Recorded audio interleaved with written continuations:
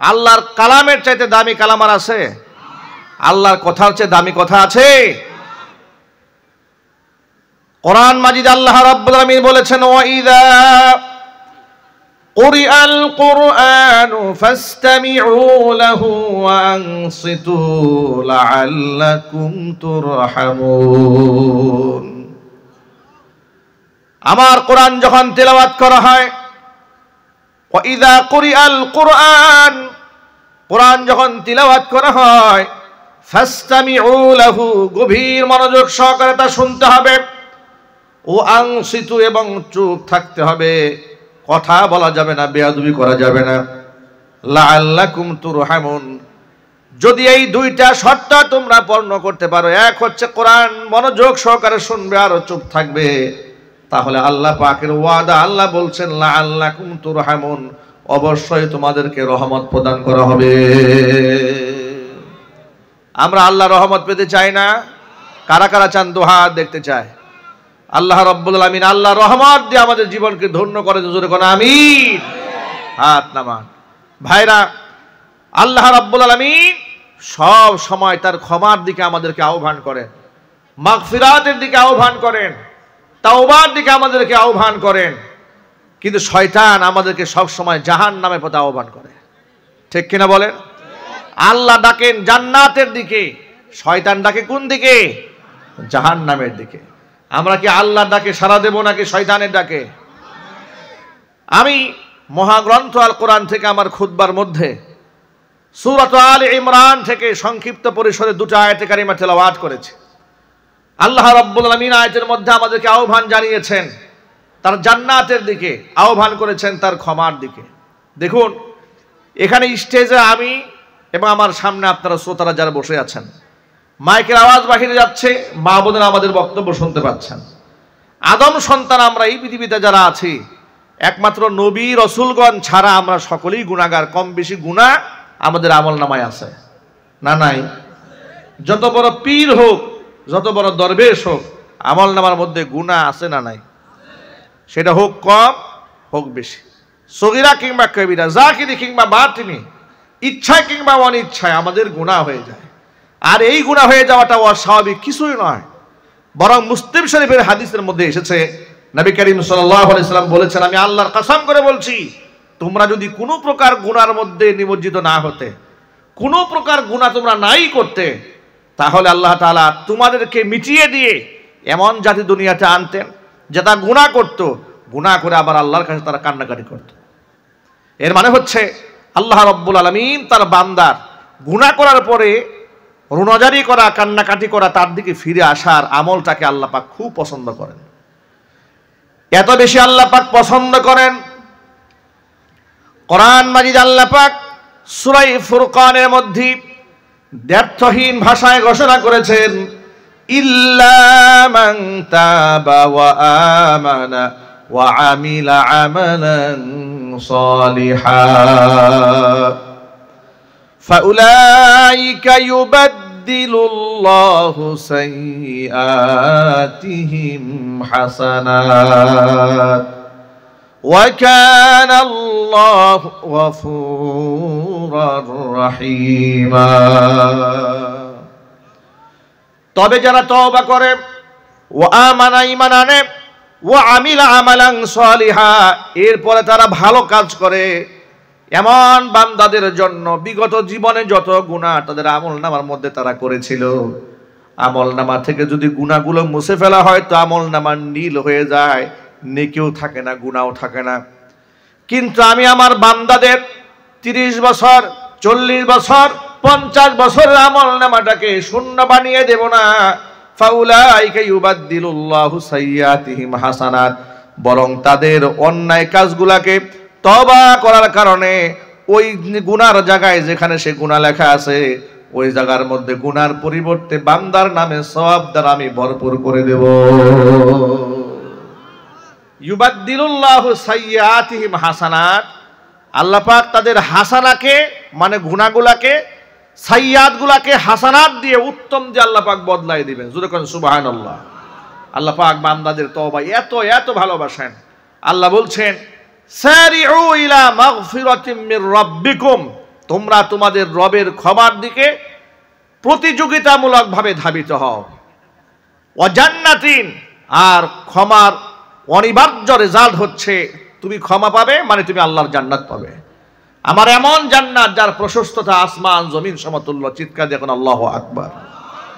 উইদ্দাত লিল মুত্তাকিন, যেটা মুত্তাকিদের জন্য প্রস্তুত করা হয়েছে। মুত্তাকি কারা? পরহেজগার কারা? দেখুন আমাদের সমাজের মধ্যে স্বাভাবিকভাবে আমরা মনে করি পরহেজগার কোন ব্যক্তি? দাড়ি আছে, টুপি আছে, জুব্বা আছে, পাগড়ি আছে, পরহেজগার ব্যক্তি।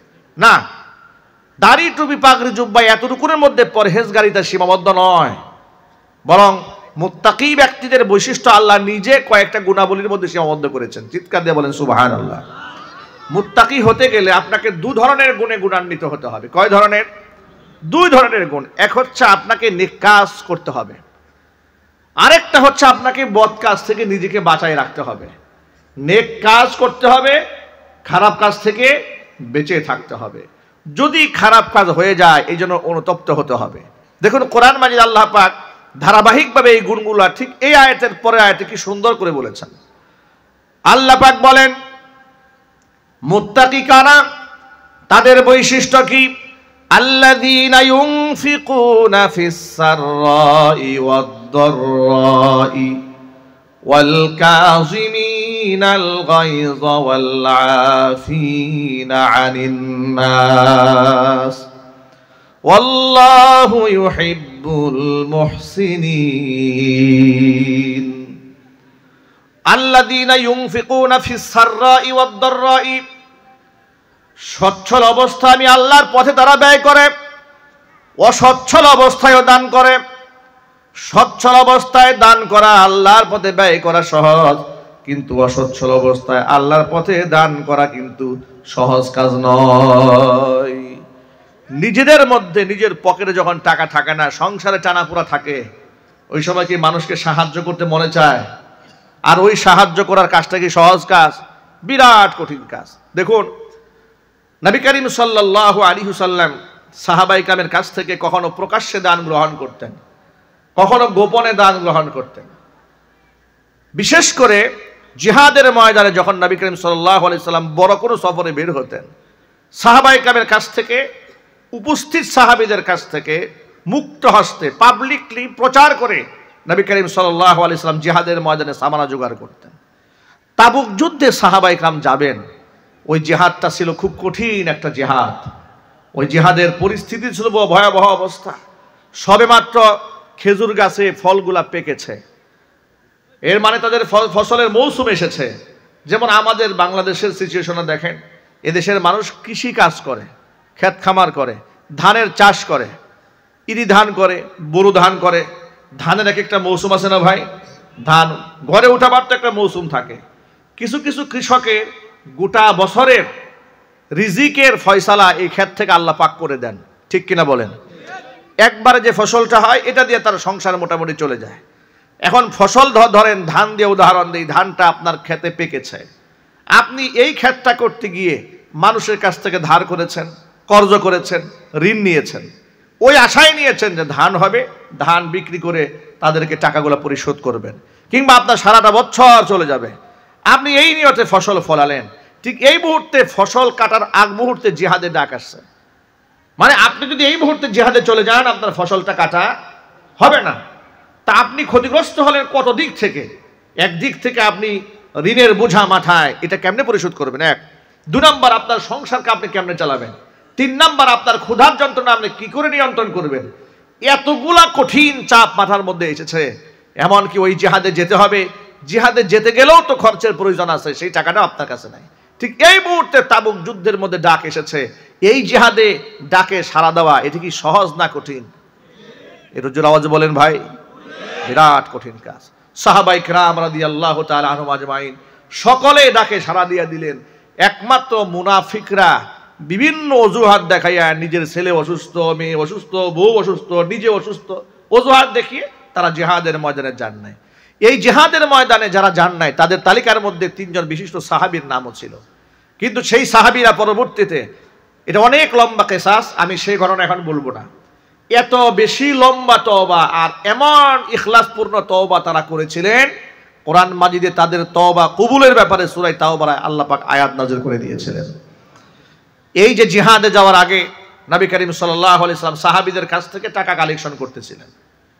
হযরত ওমর ফারুক রাদিয়াল্লাহু তাআলা আনহু তিনি বলেন, মনে মনে স্বপ্ন বুনে নিলাম, সারা জীবন আবু বকরের সাথে আমলে কম্পিটিশন করেছি, কোনোদিন পারি নাই। আবু বকরের সাথে আমল করে কোনোদিন সামনে যেতে পারি নাই। সব সময় আবু বকর আমি যা করেছি তার চাইতে বেশি করেছি ইসলামের জন্য। যেহেতু আল্লাহর নবী জিহাদের ময়দানে টাকা কালেকশন করছে, এই মুহূর্তে আবু বকরের অর্থনৈতিক অবস্থা ভালো নয়। আল্লাহর পথে খরচ করতে করতে এমন অবস্থা হয়েছে আবু বকরের ঘরে চুলায় আগুন জ্বলে না। কিন্তু আমার কাছে যেহেতু টাকা পয়সা আছে, এই সুযোগে আজকের অন্ততপক্ষে এই জিহাদে আমি আবু বকরের চাইতে বড় ভূমিকাটা রাখতে পারবো। এটা হযরত ওমর মনে মনে ভাবলেন। ভেবে মোটা অঙ্কের একটা দান নবী করিম সাল্লাল্লাহু আলাইহি ওয়াসাল্লামের সামনে উপস্থাপন করেছে। হযরত উসমান গনি তিনিও দিলেন, হযরত আলী তিনিও দিলেন। এভাবে বিশিষ্ট সাহাবীরা থেকে শুরু করে একেবারে আদনা তবকার সাহাবী পর্যন্ত যে যতটুকু পেরেছে আল্লাহর পরে দান করেছে। হযরত আবু বকর সিদ্দিক রাদিয়াল্লাহু তাআলা আনহু সামান্য একটা থলে নিয়ে নবী করিম সাল্লাল্লাহু আলাইহি ওয়াসাল্লামের সামনে পিলারের আড়ালে দাঁড়িয়েছিলেন, তিনি সামনে আসতেছিলেন না। এত সামান্য দান হুজুরের সামনে কিভাবে তিনি উপস্থাপন করবেন লজ্জা পাচ্ছিলেন। নবীজি ডাক দিলেন, সকলের দান পেলাম কিন্তু আমার আবু বকরের দানটা এখনো পেলাম না। আবু বকর কোথায়? হযরত আবু বকর সামান্য একটা ছোট্ট একটা থলে নিয়ে সামনে এগিয়ে এলেন। থলে থেকে সামান্য কয়েকটা কয়েন, কয়েকটা দিরহাম দিনার পড়েছে, আর সামান্য কিছু গম পড়েছে। হযরত আবু বকর সিদ্দিক রাদিয়াল্লাহু তাআলা আনহুর দান হুজুরের সামনে দেওয়ার পরে চোখ থেকে অঝধারায় তার পানি ঝরছিল। যে আমি তো আল্লাহর পথে তেমন কিছু করতে পারলাম না, একেবারে সামান্য কিছু করলাম, আমি বড় কোনো ভূমিকা রাখতে পারলাম না। নবী করিম সাল্লাল্লাহু আলাইহি ওয়াসাল্লাম ঘোষণা দিয়ে বললেন, আজকে জিহাদের ময়দানে যাওয়ার জন্য সমস্ত সাহাবীরা যত দান করেছে সকল দানের মধ্যে আবু বকরের দানের ওজন আল্লাহর কাছে ভারী হয়ে গেছে। ওমর ফারুক রাদিয়াল্লাহু তাআলা আনহু মনে মনে ভাবলেন, আমরা এত এত দিলাম আর আবু বকর এত সামান্য দিল, আবু বকরের দানটা কেমনি ভারী হয়ে গেল। নবীজি সাল্লাল্লাহু আলাইহি ওয়াসাল্লাম মনোভাব বুঝতে পারলেন। সাহাবীদেরকে ডেকে ডেকে জিজ্ঞেস করলেন আবু বকর, উমরকে জিজ্ঞেস করলেন, উমর তুমি কি নিয়ে এসেছো আর ঘরের মধ্যে কি রেখে এসেছো? উসমান রাদিয়াল্লাহু তাআলা আনহুকে জিজ্ঞেস করলেন, উসমান কি নিয়ে এসেছো আর ঘরের মধ্যে কি রেখে এসেছো? এইভাবে একজন করে জিজ্ঞেস করছিলেন। সবার শেষে মুহাম্মদ সাল্লাল্লাহু আলাইহি ওয়াসাল্লাম হযরত আবু বকর সিদ্দিক রাদিয়াল্লাহু তাআলা আনহুকে জিজ্ঞেস করলেন, আবু বকর আপনি কি নিয়ে এসেছেন আর ঘরের মধ্যে কি রেখে এসেছেন? হযরত উমর জবাবে বলেছিলেন, ইয়া রাসূলুল্লাহ, ঘরের মধ্যে আমার গোটা জীবনের যত ইনকাম আছে 3 ভাগে ভাগ করে 2 ভাগ ঘরে রেখে এসেছি, আর 1 ভাগ শুধুমাত্র এই জিহাদের ময়দানে দান করে দিয়েছি। এই দানটা কি কম দান না বড় দান? বিরাট দান। আমার জীবনের সমুদয় সম্পদের 3 ভাগের 1 ভাগ যদি এক জিহাদেই দান করে, বাকি জীবনে কত দান করেছেন? আল্লাহু আকবার বলেন। এবার সর্বশেষ আবু বকর সিদ্দিক রাদিয়াল্লাহু তাআলা আনহুর কাছে জিজ্ঞেস করলেন, আবু বকর আপনি কি নিয়ে এসেছেন আজকে আর ঘরের মধ্যে কি আছে? আবু বকর রাদিয়াল্লাহু তাআলা আনহু জবাব দিয়ে বললেন, নবীজি জাগতিক সম্পদ বলতে যা বোঝায় সব আল্লাহর রাস্তায় দান করে দিয়েছি, ঘরের মধ্যে আল্লাহ এবং আল্লাহ রাসূলের ভালোবাসাটুকু শুধু রেখে এসেছি। ওমর ফারুক রাদিয়াল্লাহু তাআলা আনহু বললেন, আল্লাহর কসম, পৃথিবীতে এই লোকের সাথে ইবাদত করে ইবাদতে পাল্লা দিয়ে কেউ পারবে না। আল্লাহু আকবার বলেন। আল্লাযীনা ইউনফিকুনা ফিস সাররাই ওয়াদ দাররা, সচ্ছল অবস্থায় দান তো সবাই করে, কিন্তু অসচ্ছল অবস্থায় দান করা কোনো সহজ কাজ নয়, বিরাট কঠিন কাজ। মুত্তাকি যারা হবে তারা অসচ্ছল অবস্থায়ও আল্লাহর পরে তারা দান করবে। হুজুর বলেন সুবহানাল্লাহ। নবী করিম সাল্লাল্লাহু আলাইহি ওয়াসাল্লাম এত বড় দানশীল ছিলেন যে মাঝে মাঝে দান করতে করতে নিজের ঘরে খাবার দাবার কিছু থাকতো না। রাতের বেলায় একজন মুসাফির এলেন হুজুরের সামনে। পথিক এসে বললেন, হে রাসূল, আমি দারুণ ক্ষুধার্ত, আমাকে একটু খাবারের ব্যবস্থা করে দেন। হুজুর প্রথমে নিজের ঘরে নক দিলেন। আয়েশা রাদিয়াল্লাহু তাআলা আনহার কাছে জিজ্ঞেস করলেন, আয়েশা রে, ঘরের মধ্যে কোনো খাবার আছে? আয়েশা রাদিয়াল্লাহু তাআলা আনহা কসম করে বললেন, নবীজি কসম, ঘরের মধ্যে পানি ছাড়া কোনো খাবার নাই। হাফসা রাদিয়াল্লাহু তাআলা আনহার ঘরে নক দিলেন, মা হাফসা একই জবাব দিলেন। এবার নবীজি মসজিদ নববীতে ফিরে এলেন। ফিরে এসে উপস্থিত সাহাবীদেরকে বলেন, ও সাহাবীরা, আজকে রাতের বেলায় এই লোকটাকে যেই ব্যক্তি মেহমানদারি করাবে, স্বয়ং আল্লাহ রাব্বুল আলামিন তার উপর রহমত নাজিল করবে। আল্লাহ রহমত দিবে এ কথা শোনা মাত্র পেছন দিক থেকে আনসারী একজন সাহাবী হাত তুলে ফেলেছেন, হে রাসূল, উনাকে আমার সাথে পাঠিয়ে দেন, আমি নিয়ে যাই তাকে, আমি তাকে মেহমানদারি করাবো। সাহাবী এবার মেহমান নিয়ে বাড়ি গেলেন আল্লাহর রহমত পাওয়ার আশায়, কিন্তু ঘরের মধ্যে খাবার আছে কিনা সেই তথ্য তিনি জানতেন না। মেহমানকে ঘরের এক কোনায় রেখে বিবিকে এক কর্নারে ডাক দিয়ে জিজ্ঞেস করে, বিবিরে, ঘরের মধ্যে খাবার আছে? বিবি জবাব দিয়ে বলে, শিশু খাদ্য ছাড়া ঘরের মধ্যে কোনো খাবার নাই। এবার তিনি বললেন, শোনো, নবীজি সাল্লাল্লাহু আলাইহি ওয়াসাল্লাম বলেছেন এই ব্যক্তিকে যদি মেহমানদারি করায় আল্লাহ পাক রহমত দেবেন, তুমি কি রহমত চাও না? বিবি বললেন, নিশ্চয়ই চাই। তাহলে এক কাজ করো, শিশু খাদ্যটা মেহমানের জন্য প্রস্তুত করো। সন্তান যে রাতের বেলায় কান্না করে, সারা রাত তারে কোলে কাখে করে রাত কাটায় দেব, কিন্তু মেহমানকে অনাহারে রাখা যাবে না। শিশু খাদ্য তার জন্য প্রস্তুত করা হলো। আর সাহাবী একটা কৌশল অবলম্বন করলেন, সেই কৌশল হলো, আমার সামনে একটা খালি প্লেট দেবে, মেহমানের সাথে মেজবানের খাবারে অংশগ্রহণ করা সুন্নত। খালি প্লেটটা আমি নাড়াচাড়া করব, সুকৌশলে ঘরের বাতিটা বন্ধ করে দেবে, অন্ধকারের মধ্যে খালি প্লেট নাড়াচাড়া করব, যাতে করে আমার মেহমান বুঝতে পারে তার সাথে খাবারে আমিও শামিল হয়েছি। এবার রাতের বেলা এইভাবে নাটকীয়তা করে মেহমানদারি করলেন। সকালবেলা ফজরের নামাজ আদায় করতে গেলেন মসজিদে।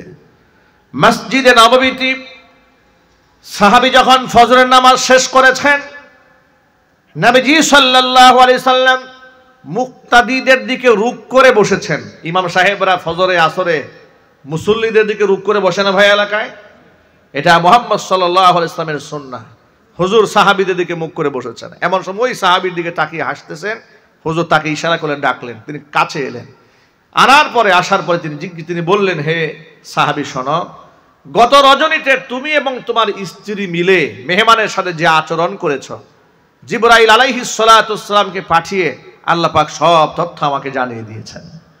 শুধু কি তাই, সূরা হাশরে কোরআন শরীফের একটা আয়াত আল্লাহ নাযিল করেছে। এই প্রেক্ষিতে চিৎকার দিয়ে বলুন আল্লাহু আকবার। আল্লাহ রাব্বুল আলামিন এই প্রেক্ষিতে একটি আয়াত কারিমা নাযিল করলেন, ওয়া ইউসিরুনা আলা আনফুসিহিম ওয়ালাউ কানা বিহিম খাসাসা। নিজেদের মধ্যে ক্ষুধা, দারিদ্রতা, চাহিদা থাকার পরেও নিজেদের উপরে যারা অন্যদেরকে প্রাধান্য দেয় তারাই হচ্ছে সাহাবায়ে কেরাম। ভাইরা আমার, অসচ্ছল অবস্থায় দান করতে হবে।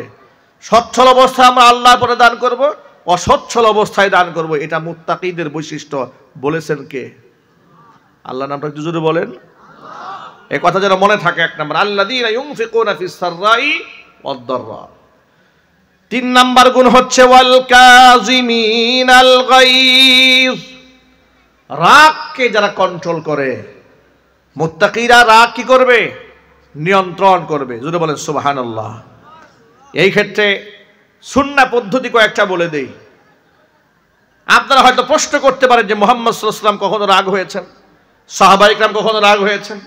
শামাইলে তিরমিজিতে আছে, নবী করিম সাল্লাল্লাহু আলাইহি ওয়াসাল্লাম যখন রাগ হতেন তো গুসায় চেহারা লাল হয়ে যেত।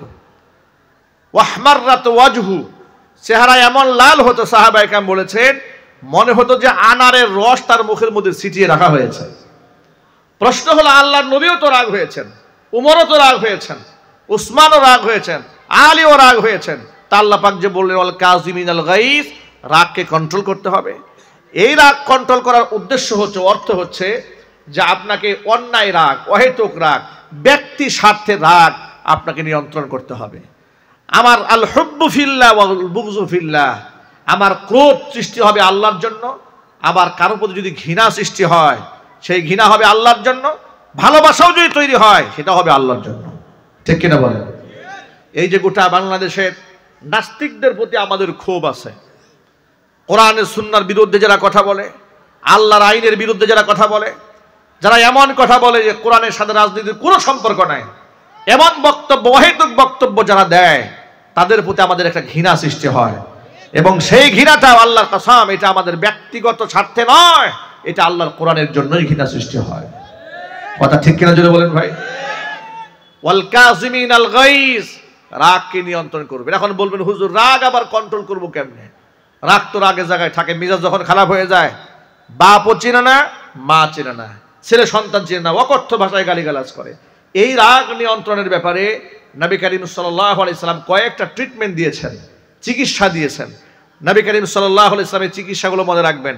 হুজুর বলেছে রাগ যখন বেশি আসবে তখন তুমি পড়বে আউযু বিল্লাহি মিনাশ শাইতানির রাজিম, আউযু বিল্লাহি মিনাশ শাইতানির রাজিম, বারবার এটা পড়তে থাকবে।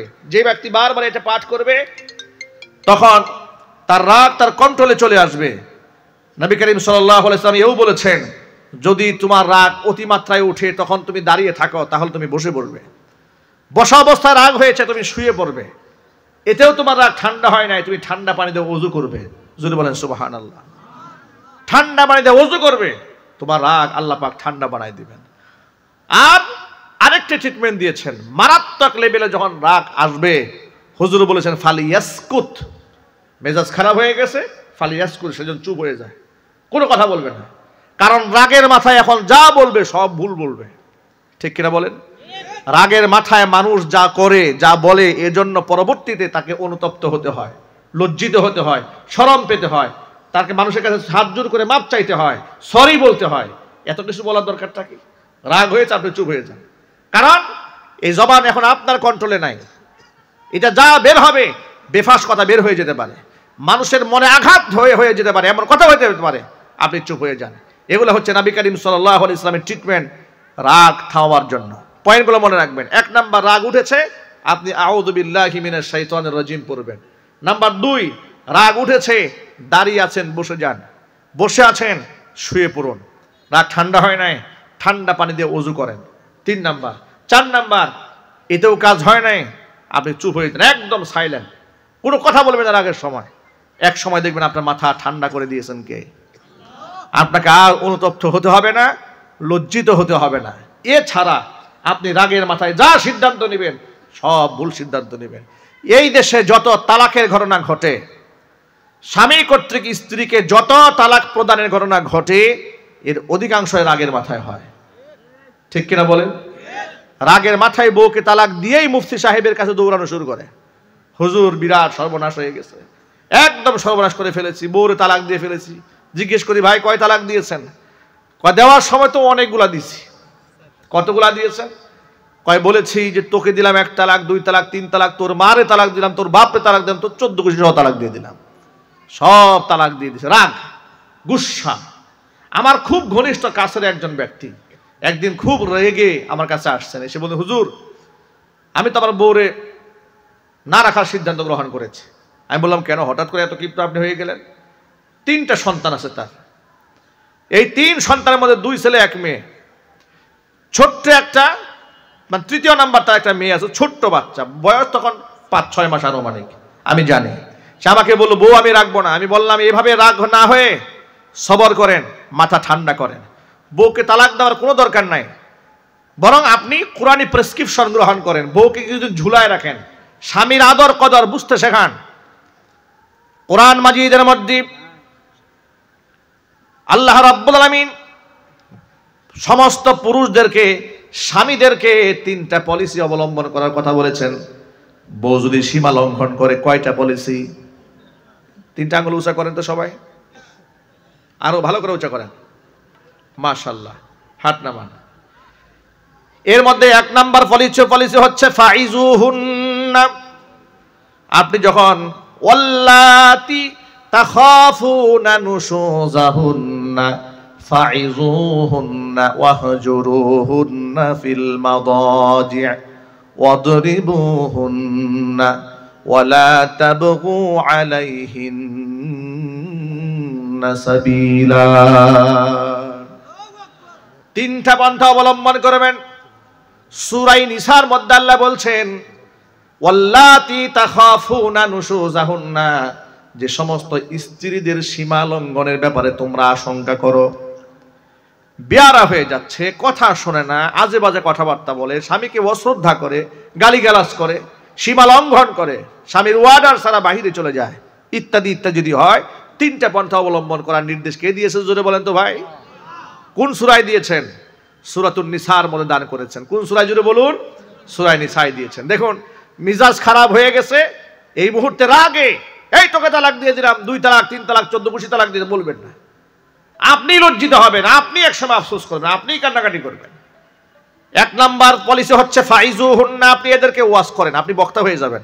সুবহানাল্লাহ বলেন, একটু জোরে বলতে হবে সুবহানাল্লাহ। আল্লাহ তাআলা এই আয়াতে সব স্বামীদেরকে বক্তা হতে বলেছেন, ওয়াইজ হতে বলেছেন। ফাইজুহুন্না, এদেরকে নসিহত করো, বউদেরকে কি করো? নসিহত করো, দেখো ফিরে আসে কিনা। এতেও ফিরে আসে নাই। ওয়াহজুরুহুন্না ফিল মাদাজি, বিছানা আলাদা করো, মানে শুতে গিয়েছো, শুতে গিয়ে ও শুয়েছে খাটে, তুমি রাগ করে ফ্লোরে শুয়ে থাকো।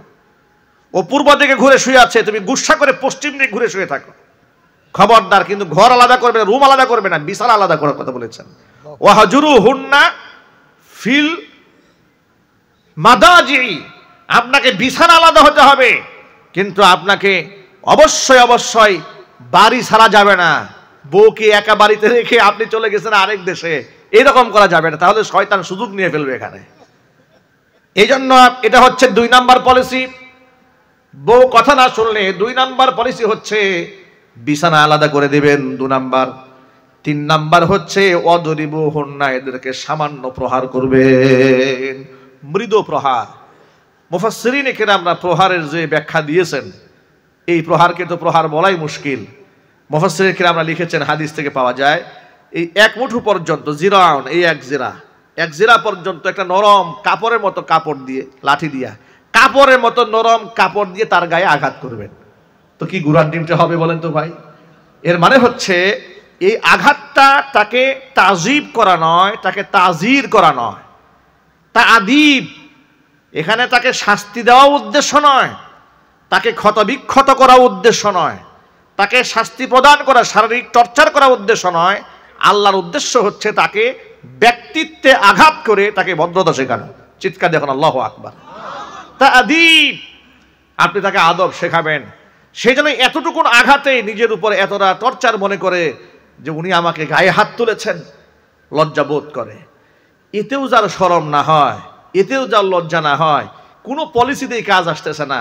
আল্লাহ রাব্বুল আমিন এখানে বলেছেন, ফালা তাবগু আলাইহিন্না সাবিলা, এরপরে অন্য কোনো পন্থা আর অবলম্বন করতে যেও না। এরপরে কি করবে? আত্মীয় স্বজনকে, উভয় পক্ষের আত্মীয় স্বজনকে, ইন খিফতুম শিকাকা বাইনিহিমা ফাবআতু আহাদাম, এরপরে একজন ডাকবে নারীর পক্ষ থেকে, একজন ডাকবে পুরুষের পক্ষ থেকে। জোরে বলেন সুবহানাল্লাহ। ডিসকাস যা হবে, সিদ্ধান্ত যা হবে, তুমি এককভাবে নেবে না, উভয় পক্ষের সমাধান কল্পে বসে এরপরে সিদ্ধান্তে আসবে। কথা অনেক লম্বা, এত কথা বলা যাবে না। যেটা বুঝাবার জন্য বলেছি, রাগ করে আমার সেই পরিচিত লোকটা কি করলো শোনেন, বউকে 3 তালাক দিয়ে দিয়েছে।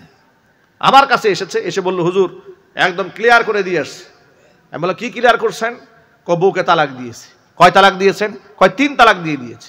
আরে বাবা, আপনাকে আমি নিষেধ করলাম তালাক দিয়েন না, আপনি দিলেন কেন? কেন তালাক দিলেন?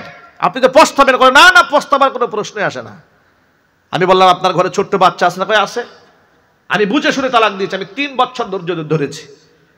ঠিক একদিনের মাথায় থানা থেকে নক আসছে, বউ গিয়ে থানায় জিডি করেছে তার নামে, থানা থেকে নক দিয়েছে, বউকে তালাক দিয়েছে না? হ্যাঁ দিয়েছি। তো বউর ইনার মহারণা দেন। কয় মহারণা দেওয়ার সামর্থ্য আমার নাই। তো মহারণা দেওয়ার সামর্থ্য নিতে মামলা খাবেন। এখন থানা থেকে আমাকে ফোন দিয়েছে যে হুজুর আপনি বলেন কি ফয়সালা করা যায়। আমি তখন বললাম যে তাকে তো এটা করতে নিষেধ করা হয়েছিল, কিন্তু করেছে। এটা সামাজিকভাবে বসে এটা টাকা পয়সার ডিসকাস যা করা দরকার এটা করতে হবে। আপনি কই অ্যারেস্ট করেন না, গ্রেফতার করেন না, আমরা এটা বসার ব্যবস্থা করে দিচ্ছি। আমাদেরকে জিজ্ঞেস না করে সপ্তাহখানিক পরে উনি আসছে আবার, হুজুর সমাধান হয়ে গেছে। কি সমাধান? যে চিন্তা করে দেখলাম টাকা পয়সা যেহেতু দিতে পারবো না, তওবা তিল্লা করে বউ নিয়ে সংসার করা শুরু করে দিই। নাউজুবিল্লাহ। পরে দেখছেন অবস্থাটা। আমি বললাম, কেন আপনি আপনার তো আগেই নিষেধ করেছিলাম তালাক দেবেন না। কয় সুদূর ঘরে ছোট্ট বাচ্চা আছে, দেখেন তো এটা মানবিকতা আছে না? এখন ও আমাকে বলতে ছোট বাচ্চা আছে, মানবিকতা আছে না? 3 তালাক দেওয়ার পরে এখন সে ওই বউ নিয়ে সংসার করতেছে, দিব্যি ঠান্ডা মাথায় সংসার করতেছে, যা করবে সব জিনা ব্যভিচার হচ্ছে। কথা বলেন ঠিক কিনা বলেন? নাউজুবিল্লাহ পড়েন। ওয়াল কাযিমিনাল গাইজ, এটা হচ্ছে যারা ক্রোধকে কন্ট্রোল করতে হবে, এটা মুত্তাকিদের বৈশিষ্ট্য। নবী করিম সাল্লাল্লাহু আলাইহি সাল্লাম বলেছেন, শুধুমাত্র প্রতিপক্ষকে শারীরিকভাবে ধরাশয় করে ফেরার নাম বীর বাহাদুর নয়। বীর বাহাদুর ওই ব্যক্তি যে প্রচন্ড ক্রোধের সময় নিজেকে নিয়ন্ত্রণ করতে পারে। সুবহানাল্লাহ বলেন।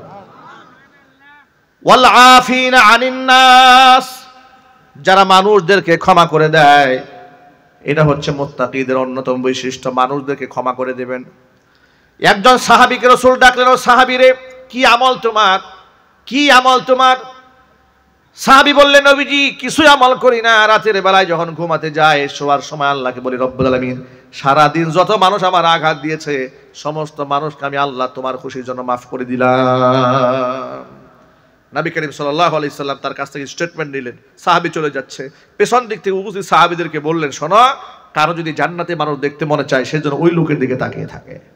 মানুষকে ক্ষমা করে দেওয়া এটা বিরাট মহৎ ব্যক্তির কাজ, এটা মুত্তাকিদের বৈশিষ্ট্য। আমরা ক্ষমা করে দেব, বলেন ইনশাআল্লাহ। তাহলে আমরা মুত্তাকিদের কয়েকটা বৈশিষ্ট্য শুনেছি। সচ্ছল অসচ্ছল অবস্থায় আল্লাহর পথে দান করতে হবে, বলেন ইনশাআল্লাহ। আমাদেরকে ওয়াল কাযিমিনাল গাইজ, রাগকে কন্ট্রোল করতে হবে। ওয়াল আফিনা আনিন নাস, মানুষদেরকে ক্ষমা করে দিতে হবে, কেউ অন্যায় করলে ক্ষমা করতে হবে। নবী করিম সাল্লাল্লাহু আলাইহি ওয়াসাল্লাম আমাদেরকে 3টা পয়েন্ট শিখিয়েছেন। 1 নাম্বার, ভালো করে কথাটা শোনেন, আল্লাহর হাবিব বলেন, সিলমান কাতাক, সম্পর্ক যেই ব্যক্তি ছিন্ন করতে চায় তুমি সম্পর্ক জুড়ায় দাও। সিলমান কাতাক ওয়াফু আম্মান যালামাক, যে ব্যক্তি জুলুম করেছে তুমি তাকে ক্ষমা করে দাও। ও আহসিন ইলা মান আসা ইলাইক, যে ব্যক্তি তোমাকে কষ্ট দিয়েছে তুমি তার সাথে উত্তম আচরণ করো। পারবো ইনশাআল্লাহ? কারা কারা পারবেন হাত দেখতে চায়? আল্লাহ পাক কবুল করেন, জোরে বলেন আমিন। আল্লাহ পাক বলেছেন, আল্লাহু ইউহিব্বুল মুহসিনিন, আমি মুহসিনদেরকে বড্ড ভালোবাসি। যারা এই গুণে গুণান্বিত হয় তারা মুহসিন হয়ে যায়। আল্লাহু আকবার বলুন। আল্লাহ রাব্বুল আলামিন আমাদেরকে পরিপূর্ণ মুত্তাকি হওয়ার তৌফিক দান করেন। সকলে একটু জোরে বলেন আল্লাহুম্মা আমিন।